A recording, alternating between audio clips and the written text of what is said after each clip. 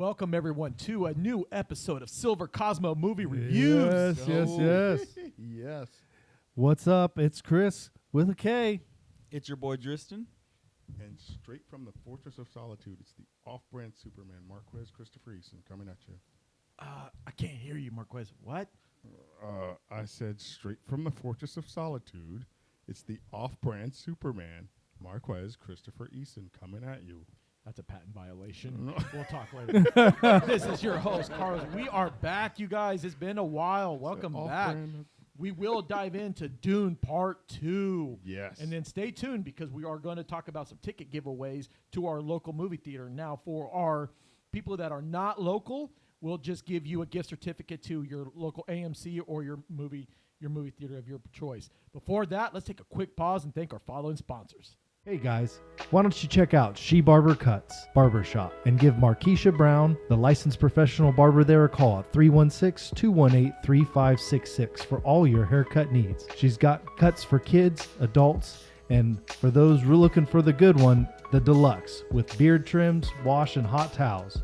So don't forget to give Markeisha a call at She Barber Cuts and see her at 2319 North Ridge, Barber Suite 6A here in Wichita, Kansas. Dune Part 2. This is starring Timothy Chalamet, Zendaya, Rebecca Ferguson, Josh Brolin, Austin Butler, Florence Pugh, Dave Bautista, Christopher Walken.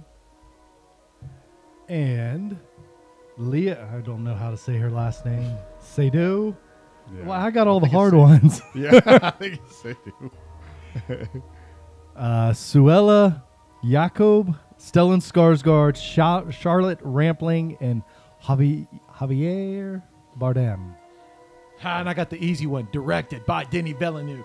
All right, you guys, before we get in, we will have a blast off in 3, 2, 1. Sorry, we're still working on the effects. Yeah, We'll get it tuned in pretty soon. Well, You guys, let's go ahead. Let's dive off in this movie here. So, let's start off with the plot. Chris, tell me a little bit about the plot. Well, we're pretty much just picking up right off where the first one left off.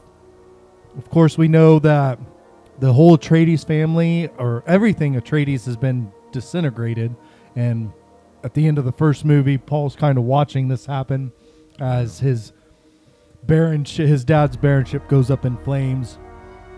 So that's where we start off. And we kind of proceed from there into the ascension of Paul. Yeah.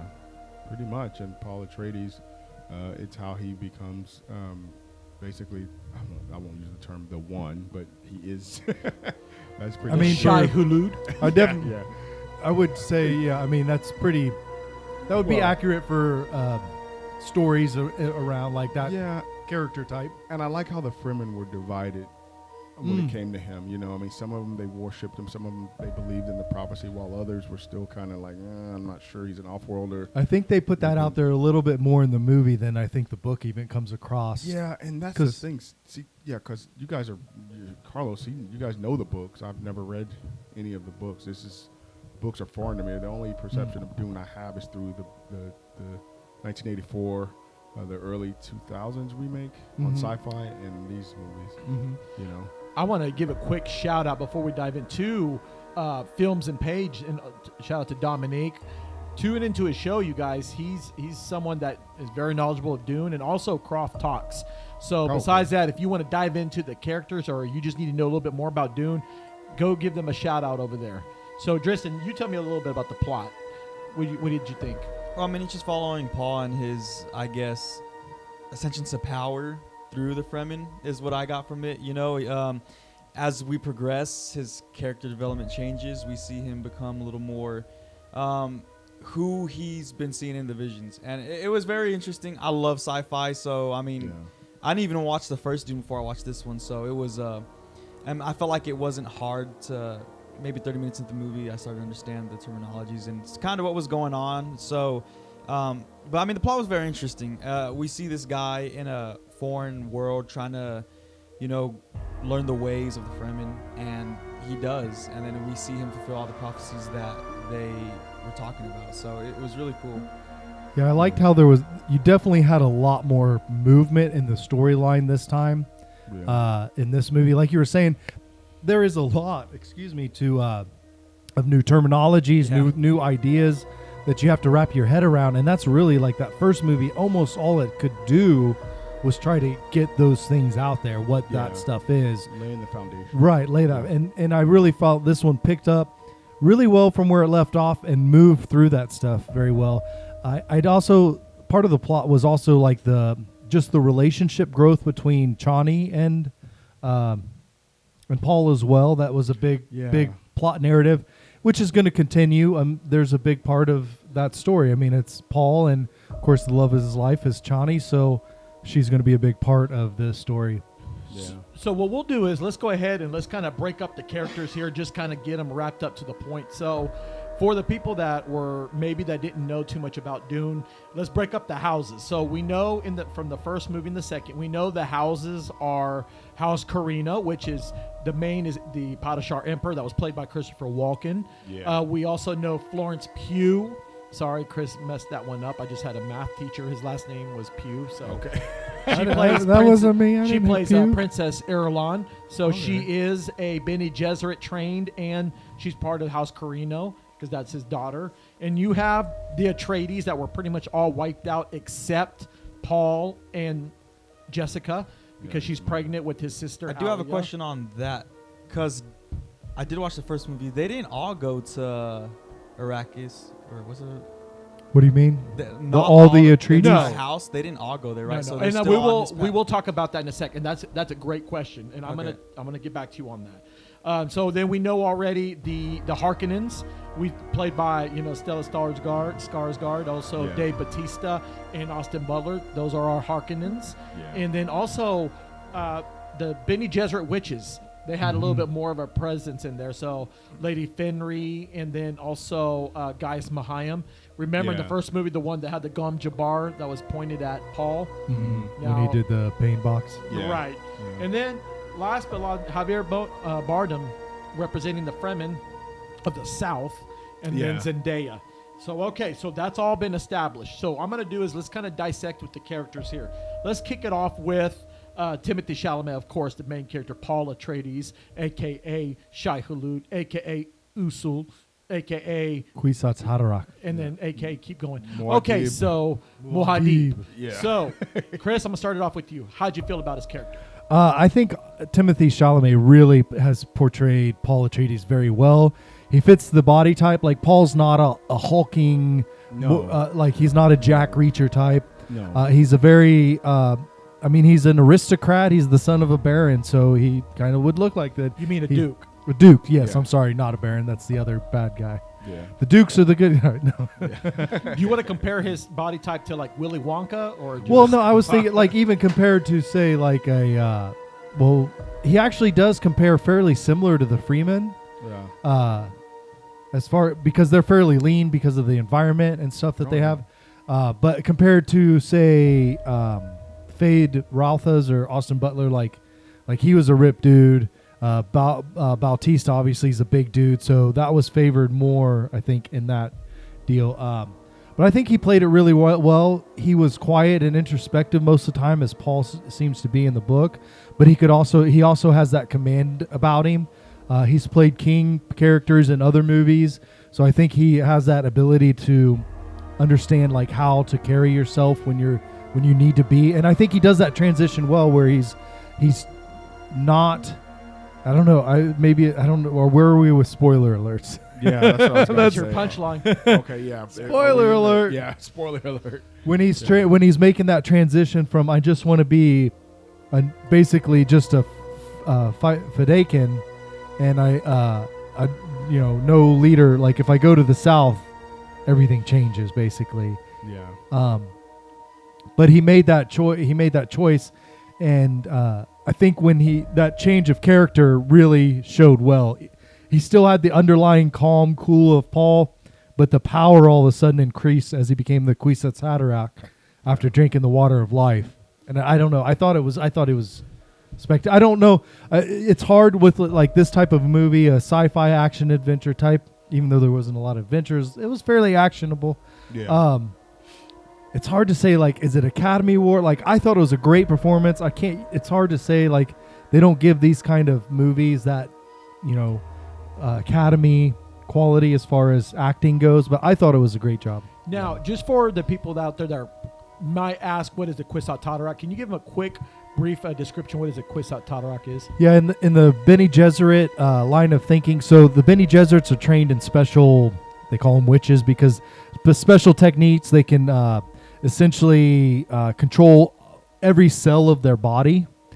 They can negate poisons. They can move their internal organs. They can choose what kind of child they're going to have by cell manipulation within their own bodies. So they have all these powers, and it goes back to this idea that they incorporate the understandings, the mentality, like they get all of their former ladies that have come before them in the Bene Gesserit. They pass their memories down, and they're able to access all of that history as Reverend Mothers. Once you get to like the Reverend Mother status, regular Bene Gesserit aren't quite there, but they are still able to share memories, things like that. Well, they say that men can't do that because then they see everything. Women are limited to just the maternal side of things, but if a man takes that step, he's able to the step of a Reverend Mother. He's able to see both the maternal and paternal, all of history, essentially, human history. And it drives most men insane, so no one's ever been able to do it. There's the one, as we've described Paul, is supposed to come who is a male that can endure these rites of the Bene Gesserit Reverend Mothers and thus endure all of mankind's history, not just the female side of it. Okay. So that is what the Kwisatz Haderach is. Paul is essentially claiming that right by surviving the rites of the Bene Gesserits. Okay. When he takes on the water of life and gets shared all those memories. Let's go ahead and talk a little bit about Zendaya. Sorry, that was super nerdy and boring. No, that's fine. Let's talk a little bit about Zendaya and her character as Chani. Marquez, what did you think about Chani? I thought that it was hard to kind of unsee her as Mary Jane. For the first episode, it took me a minute. Okay, but then with the blue eyes and then the way she spoke, it was like you didn't know what was going on in her eyes. It was just she had the way they did it was very subtle. It wasn't as grab you in your face as the original movie was. It looked as if though this could actually occur. The fact that the spice has this very, very profound effect on DNA, and it changes you from the inside out. Mm-hmm. I always wondered, I wish they would have had more time in the movie to dive a little bit deeper into that, just because sci-fi nerdy stuff like that, I love stuff. That's why I wish they do like some sort of series. Yeah, just based on... Even if it's just a filler side character alone, because, now, when you ask me about, because I'm obsessed with origin stories. I'd like to see do a series that's like the origin to Dune series, like the things, prequel books. It's like I love the way her and Paul kind of grew together in this. That was actually one of the best dynamics of the movie, is their relationship, in my opinion. I really enjoyed seeing them come closer together, and then the way it ended, it was like, oh God, major spoiler territory. Yeah, it was like, oh, you poor girl. I'm getting on this worm. I'll be right back. I gotta go see a man about. But that was the beauty of it for me personally, is the fact that here's these two people from a distant land. It had a very Romeo and Juliet kind of vibe at first, and it just worked. It just came together nicely, and I love the way the characters fit together.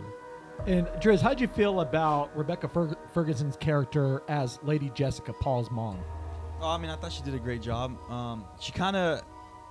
To me, I kind of had a hard time figuring out if she was a good person, like a good guy, or is someone we should be rooting for, because she sort of came off as like sort of evil, like she has other plans in mind, because she just wants Paul to be the one, Yeah. So I guess that's why she was just doing everything to make sure that he succeeded. Mm-hmm. Everybody saw him as their Messiah, and he would be the one to bring them together and everything. So, but I thought she played that role perfectly. Really well. And I'm glad you brought that up. For the people that are reading the book or getting in there, the Bene Gesserit introduced these things when they were going to different planets called the Missionaria Protectiva.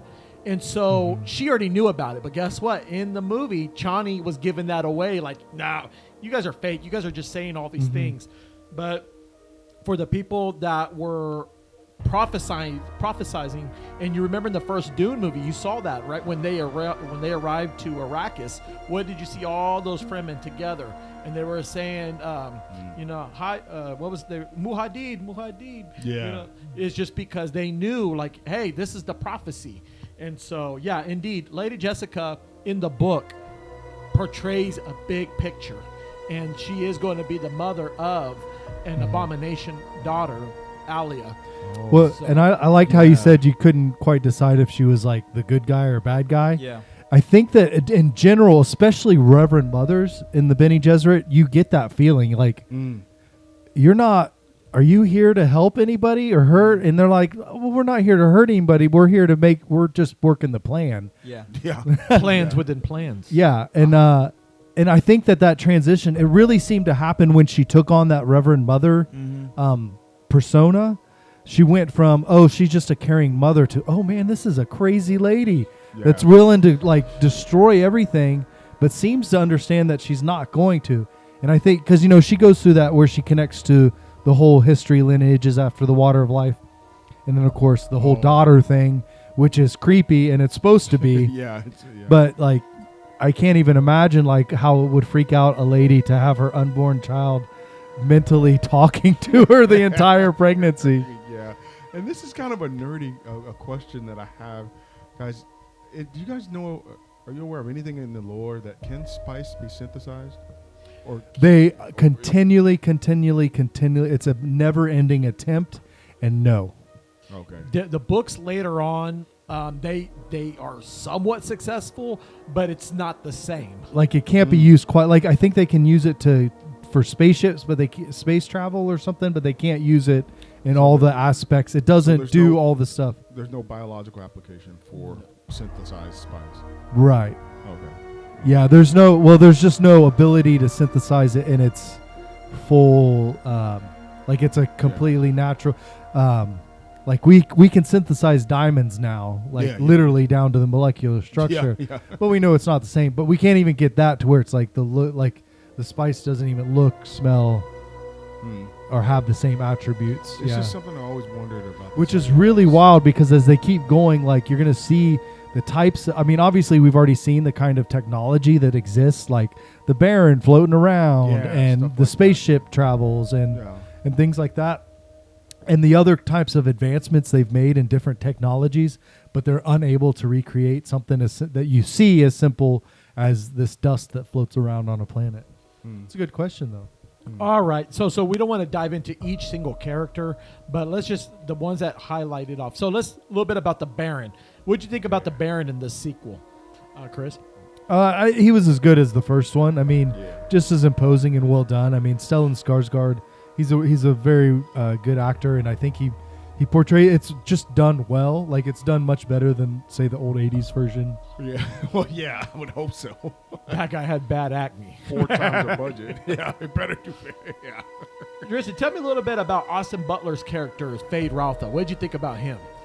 What did they describe it in the first movie? He said that they're like animals. He's like an animal, bro. Just ruthless. Just does not care. Even about his own brother, we saw him slam Batista down and just asserting dominance, saying, "I'll kill you." Like it's just he's just ruthless, man. And I thought he played that really well. A real well-written character to because when you look at him, you're just like, wow, man, I hate that guy. He has no morality. He's just does not care about anybody. But you thought about before, it's like, wait, this is the same guy that played in Elvis, and now he's playing Fade Good Ralph. actor. What happened? Did a great job by him. Acting. Now, for us veterans here, how about the Padishar Emperor played by Christopher Walken, Marquez? Yeah, I've always been a Christopher Walken fan. I think he's just this kind of, very old. He seemed weary and distant, and he kind of, but deep within all that, you saw his just kind of like this sadistic undertone, just like, okay, if he doesn't get what he wants, what he wants when he wants it. That's one of the whims of power, that all my whims need to be catered to instant. I think he wasn't in the movie that much. I think they said he only Which had he's not. It's a huge You know, story. he's the emperor, but they always mentioned him in the previous movie, but they never showed him. I I wasn't a huge fan. I'm not gonna lie. See, if it, I love Christopher Walken. Yeah, but the character, I didn't feel like he fit that. I always saw him as the Emperor as being slightly younger in physique because he has access to spice, which that keeps you younger. Yeah. Like I've always pictured him as more as like a 60-something-year-old physical stature as opposed to an 80-something. Yeah. Just there's a pretty significant difference. Not that he's, but that's just the way I pictured it. So I thought he looked a little more feeble than what my mind's eye was when I read the book. I just hope they don't get no ideas to make another prophecy movie. Yeah, and then we're in trouble. It's a pretty small bit part. It's not like it's a central thing. So that's the thing. It was a small part. I think they said he only had like 6 minutes of total screen. I'll tell time. you Yeah. this: Florence Pugh she did a great. What did you think about her and Princess Irulan? I mean, I thought she did a great job. I thought she did a great job. I love Black it. Canary sister. As the story progressed, she's a very main character, as we saw at the end. Spoiler alert. Yeah. With that, betrothal essentially. But yeah, so she's going to be, and she was, if you notice, she was the primary, narrator. Yeah. She's a narrator, And that's in the book as well. Like many of the chapters are like Princess Irulan, diary, star date, whatever. Yeah. It's not star date. Emperor's. Date, this guy. All right, so now let's go ahead. Let's move on over a little bit into drifting into the galaxy mode here, and let's talk about the movie itself. So, Tristan, tell me a little bit about the thoughts of the movies when you watched it. Fantastic. A lot of action, so one thing is I love sci-fi, I love action, and it has both of those. It has a star-studded cast. I mean, it was just phenomenal, though, the world that's built around it. And I got a lot of Star Wars vibes from it, which I hear that actually Star Wars stole a lot of things from Dune since Dune came out first, And I love Star Wars. So it was the world, the universe built around it was just amazing. I mean, I was fascinated by it, really intrigued with everything going on. Like the technology they show, it's so cool and weird, something I would have never thought of, and it's really interesting and man, phenomenal. Yeah, I like where you're right. The Frank Herbert Dune stuff came out long before, 20 some years before Star Wars was a movie. There are a lot of things. I think even George Lucas says that it was an inspiration. There's even at one point a weapon that resembles like a lightsaber. Mm-hmm. But you have like that sci-fi western kind of thing going on. Obviously Tatooine, Arrakis kind of desert planets. So yeah, there is a lot of similarities. But movie wise, I thought this was great. Like Tristan was saying, there's more action in this one, which made it a little more fun. Made the long parts, the drawn out parts, a little bit better because there's more action coming. When he gets I thought the worm riding was super cool. Yeah. Was way cooler than the. I liked how it got in there and show. So from reading the books, it describes how that works. They hook on, and you see in the movie he's pulling back. So the worms underneath their skin, when they get lifted up, they have sensitive pockets in there that the sand abrases. So they roll. If you pull up on those parts, they roll to the sky to keep them out of the sand. That's why you're able to stand on it and ride. Oh. So they show that pretty well. I thought they don't really talk about it, but they show it really well. So I really enjoyed the movie. I know that you have to take some liberties when you're making a movie. I thought they took few, and the ones they did seemed acceptable to me. Yeah.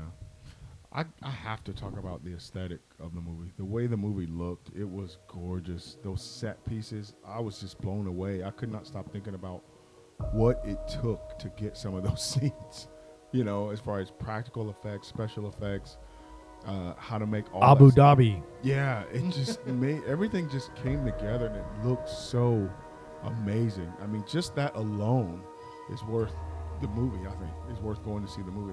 Now, Yeah, in the theater for sure. yeah. Unless you got like a 100-inch screen or something. Yeah, but it's just, and the sound, the effects, everything, it just fit. And I love, one of my favorite scenes of the movie was the Harkonnen planet with the black sun. That was super cool. That was I so- didn't, and it was you know, all I black didn't and even white, realize and that they had a black sun until I saw that.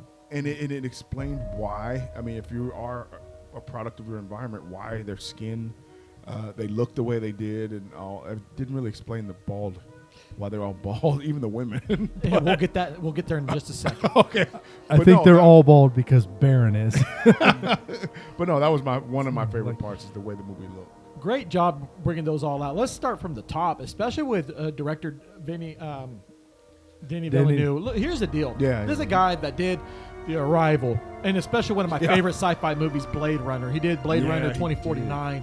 did. And Yeah. indeed, what he has done is, especially with the music composed by Hans Zimmer. Hans Zimmer is a Yeah. legend. Oh, That love Hans Zimmer. just the ambiance of the music, especially in the desert, when the fighting scene in Gady Prime, when Yeah. Austin Butler's coming in, and then Yeah, that was- remember in the first one when they were in Caladan. Remember when Oscar Isaac, when Leto and Paul were walking, it looked like Ireland, kind of in a sense, right, Yeah. with the water and everything in.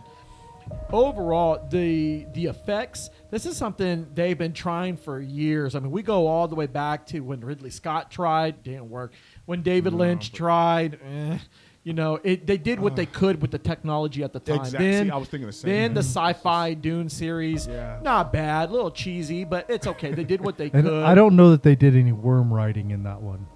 In the sci-fi, Sci-fi. no, not to my No, knowledge. no, they They Just- focused that's a a lot big on expense. They focused Yeah. a lot on Children of Dune. I think they did a Right. great job in Children of Dune. But back to this movie, indeed, especially with the Harkonnen, especially I don't know if you guys caught this, but did you notice that when the fight, the Duel of the Fates, when it was Paul against his cousin Fade-Rauth, there was no music. It was just straight ching Yeah. ching ching ching ching, pure fight. I loved it. Yeah. And then especially when the music was just getting louder, especially when the battle was going on, and then after they launched those atomics, and then you could see like the houses coming down, and it Yeah. was just a very, very great movie. And thank goodness Denny did not fall into the HBO, because during that time the movies were going into HBO and just sitting straight there. But thank goodness he held on and said, no, this has got to be in the movie theaters. So Yeah. thank you so much for doing that. Real quick, is there going to be a sequel? Supposedly. Yes, Really? there will. And I will tell you why. Okay. I'm I glad think you they're asked. going straight to Messiah, though, They're which going- is the yes. next technical Frank What they're going to Herbert do book. is that Denis Villeneuve has already signed on to these characters. And if we're going to follow the book, spoiler alert, we're going to have someone coming back. Do you know who? Who? Back. Who's going to come Duncan? back? Duncan, Idaho, played Oh, by Jason Momoa. Momoa. Yeah. Oh yeah. Yeah, but he's Yeah, going to he be called comes Hate. back in Messiah. Yeah, because Yes. I was surprised to see Gurney. came Gurney back. Halleck. Yeah, He played by he Vandal, comes back or, in the book early Not on. in Dune like that. Messiah. No, I mean Gurney comes back in the In first book. No, he comes back in Children of Dune. Oh, Oh, I thought he came back No, before the because old what movie. happens is in the book. Let's just cut this gap right here. What has Okay. happened is in Dune Messiah, Lady Jessica and Gurney, they go back to Caladan. Right. They go back, oh, and they okay. leave Alia there. Well, because They the leave- daughter and Paul are running Arrakis as the Emperor and Arulians there. Like they've moved the Emperor headquarters to Arrakis because he knows that's where the power is. Spice is power. Yep. So real quick, I was a little bit disappointed we didn't see a lot of the Sadukar. The Sadukar had a great presence in the first. Yeah, movie. I think that we and I mean in the books he doesn't get into that planet more until Messiah, because that's when all the plans start happening with the other houses and trying to scheme with the Emperor, to the now ousted Emperor, who still has a Sadukar because Paul didn't want him, Yeah. because he's like, I got my Freeman, man, Yeah, and he's they're good. better than your guys anyway. Yeah. Go back, And to they're way more Seleucus loyal. Secundus. Yeah. Yeah. So, but yeah, you remember in the first one, Tristan, when he was doing that little weird chant, and then they were all there. Yeah. Yeah, great times, great Yeah. times. Or we didn't see the voice weapons, where they amplify the voice. We didn't see that in this one either. Those No. two. They- That was at night. That was at 80s. I don't think that was in the book. Yeah, I No, think that was okay, an so 80s that was thing. strictly for the movie. Yeah, that was 80s from. I believe I think so. Toto had something to do with it. Oh. The band I don't. Toto. This one's fighting was much like that. That battle happened much more like what the book portrayed it as. Like Okay. Okay, well, much more similar. I'm gonna kick this off with you, Georgia. Would you recommend this movie and why? Oh, 100%. Because it's an amazing movie. I mean, not only do they have a stellar cast who plays all their characters really well, but just the universe it's in and the aesthetic, like what Marquez said, it's just everything about it, in my opinion, is beautiful. The storytelling, it's a long movie, but it didn't feel long. Nothing's prolonged. I think it goes at a great pace. Like it's just, everything about it, in my opinion, was just phenomenal. Yeah, I can't remember who it was that told me this, but they said that the best way to travel is with the mind. That's the best vehicle for traveling is your mind. And this movie, I think, really propels you. It takes you somewhere else. I mean, I honestly kept asking myself, man, I kept thinking this actually exists. I had to pull myself out of it for a minute. I loved it. I loved it 100%. I would definitely recommend it to anybody because, like I said, a lot of people watch movies for escapism. If that's your thing, this is your thing. Okay. Yeah, absolutely recommend it. Recommend watching the first one and then watching this one a couple times afterward. Yeah. Definitely. I mean, what can I say? The experience was great. And this guy he's just breaking barriers. And I think he's going to be the guy that Denis Villeneuve is going to start making other movies that are going to be in demand. I mean, he's right up there with Christopher Nolan. Even Christopher Nolan is wanting to go back and maybe do another sci-fi movie because right now he's proven it.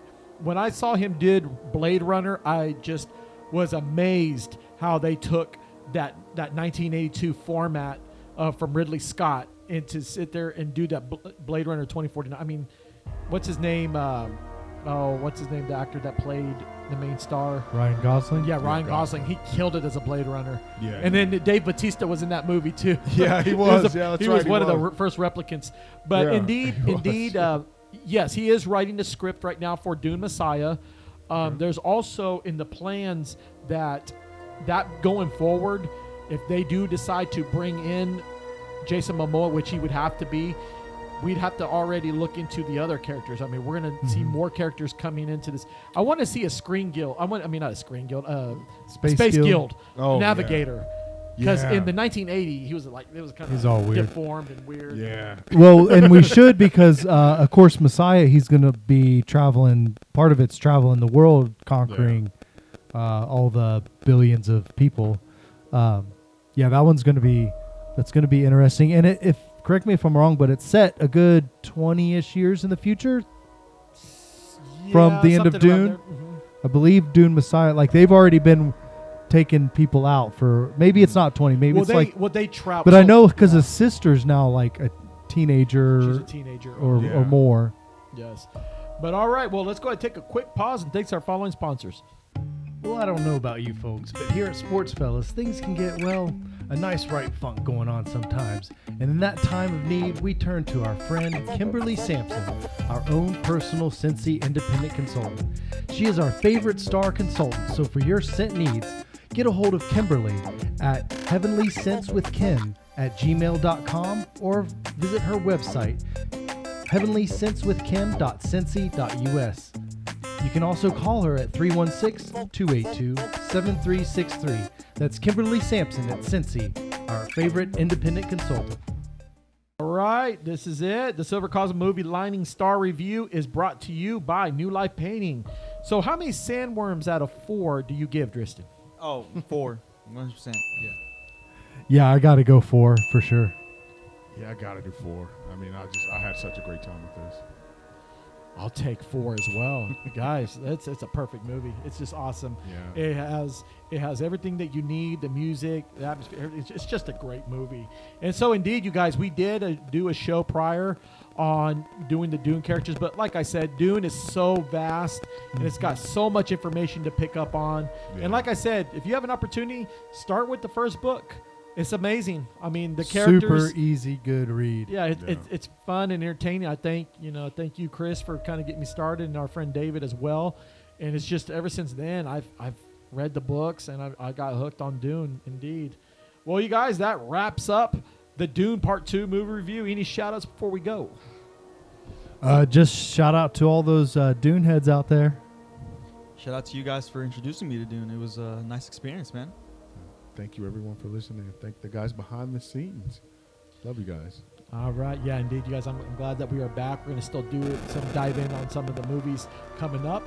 But other than that, thanks again, and we'll see you guys in the next show. We're out.